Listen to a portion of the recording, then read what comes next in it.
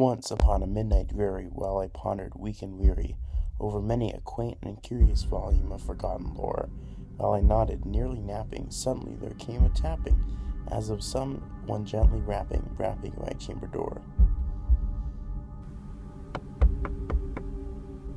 "'Tis some visitor," I muttered, tapping at my chamber door.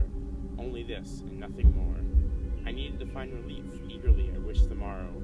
Vainly I had sought to borrow from my books a surcease of sorrow for the maiden Lenore. I am Lenore, the rare and radiant maiden. I am nameless here and forevermore. Now, to still the beating of my heart, I stood repeating, "'Tis some visitor entreating entrance at my chamber door, some late visitor entreating entrance at my chamber door. This is it, and nothing more."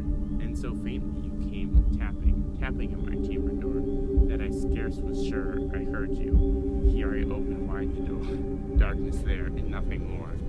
Deep into the darkness peering, long I stood there wondering, fearing, doubting, dreaming dreams no mortal ever dared to dream before. But the silence was unbroken, and the stillness gave no token, and the only word there spoken was the whispered word, "Lenore!"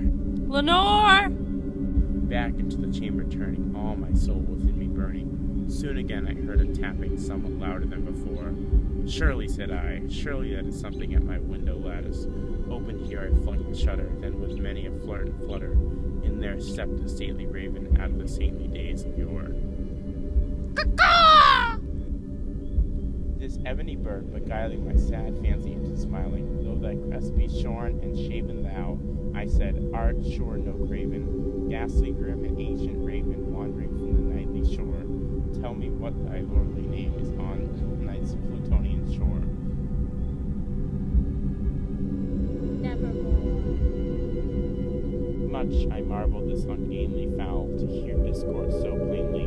Through its answer little meaning, no living being has ever seen a living bird above his chamber door with such a name as nothing more than nevermore. The raven only speaks one word, nevermore, as if that one word is an outpouring of his soul, but he will leave me on the morrow.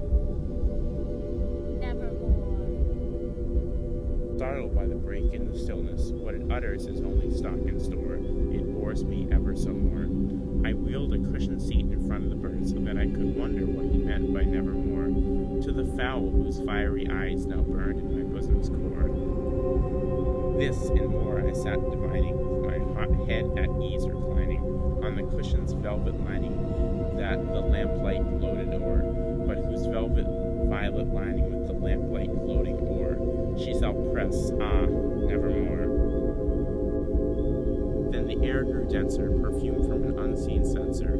"Wretch," I cried, "thy God hath kent thee by these angels, he hath sent thee respite and nepenthe from thy memories of Lenore.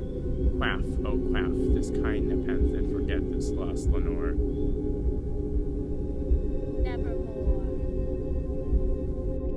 Then I said, "Prophet, you thing of evil, if bird or devil, whether tempter sent or whether tempest tossed thee here ashore, desolate yet all undaunted, on this desert land enchanted, on this home by horror haunted, tell me truly, I implore, is there balm in Gilead? Tell me, I implore."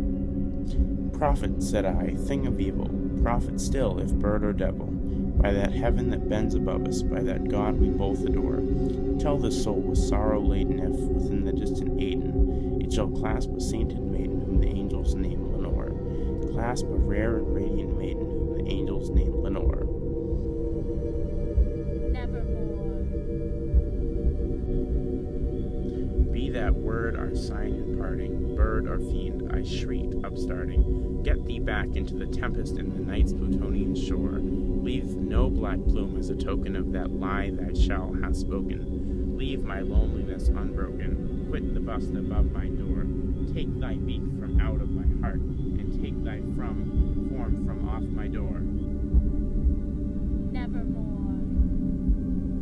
Raven, never flitting, still is sitting on the pallid bust of Pallas just above my chamber door, and his eyes have all the seeming of a demon's that is dreaming, and the lamplight o'er him streaming throws his shadow on the floor, and my soul from out that shadow that lies floating on the floor shall be lifted nevermore.